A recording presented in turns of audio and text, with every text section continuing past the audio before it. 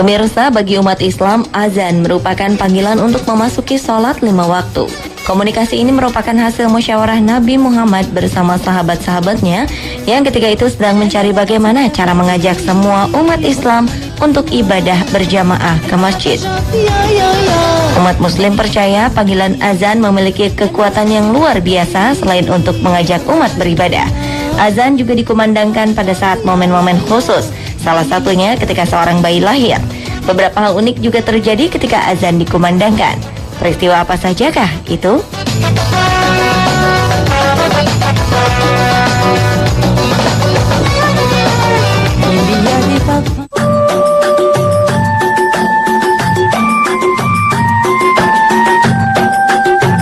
Pemirsa, suara azan dipercaya dapat mempengaruhi saraf-saraf tubuh manusia. Hal ini sudah sejak lama dipercaya oleh umat Islam di seluruh dunia. Namun ternyata tidak hanya manusia yang dapat merasakan pengaruh suara azan ini.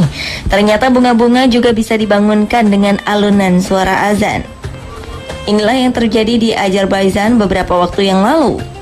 Bunga-bunga yang masih kuncup bermekaran kembali ketika mendengar suara azan.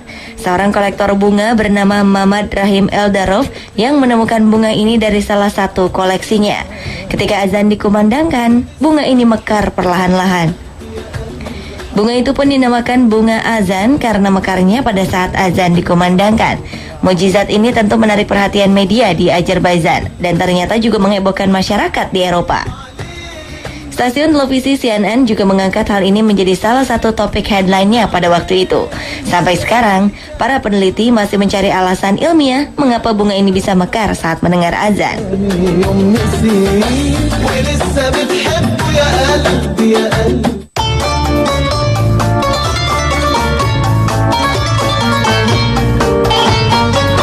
Peristiwa unik lain yang terjadi saat azan adalah gerhana matahari yang terbentuk pada 14 Januari 2010.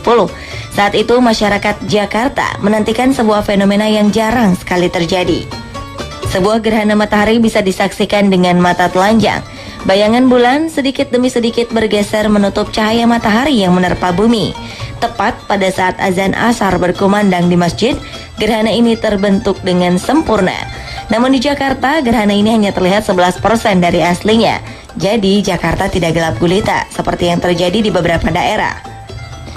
Meskipun begitu, masyarakat Jakarta tampak antusias menyaksikan gerhana ini.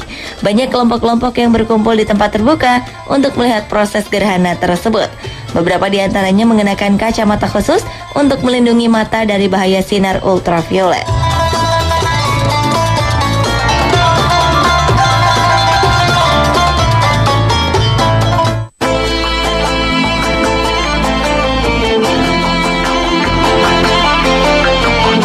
Pemirsa, biasanya azan dikumandangkan oleh satu orang muazin masjid.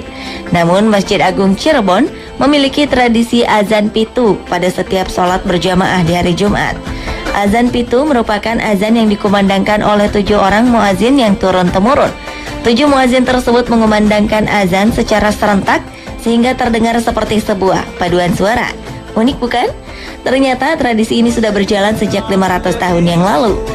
Sebelumnya, masjid ini sama seperti masjid lain. Orang yang mengumandangkan azan hanya satu muazin.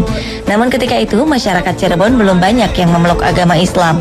Banyak yang merasa terganggu dengan suara azan tersebut, sehingga mereka mencari cara untuk menghentikannya. Masyarakat yang masih kental dengan kebiasaan mistisnya ini kemudian memasang siluman di atas kubah masjid. Siluman itu dikenal dengan sebutan menjangan wulur. Konon menjangan ulur ini suka menyerang para muazin yang mengumandangkan azan hingga ada yang tewas. Para wali kemudian memohon petunjuk kepada Allah untuk menyelesaikan masalah ini. Sunan Kalijaga kemudian mendapat petunjuk untuk mengumpulkan 7 orang muazin yang akan mengumandangkan azan secara serentak. Segera setelah azan dikumandangkan, kubah masjid mendadak jebol dan hilang. Kekuatan menjangan wulur pun bisa dikalahkan. Tradisi azan pitu kemudian dilestarikan hingga sekarang.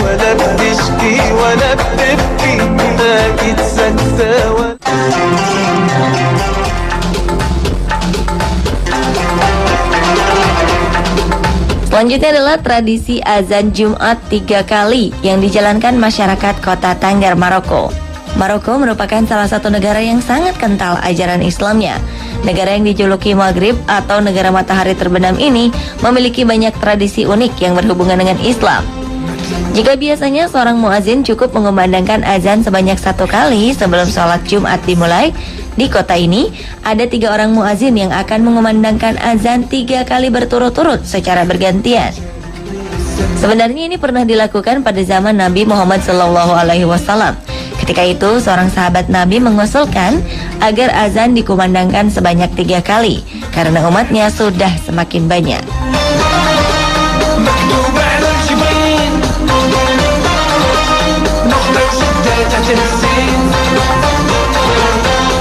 Pemirsa, itulah fakta unik seputar dikumandangkannya azan.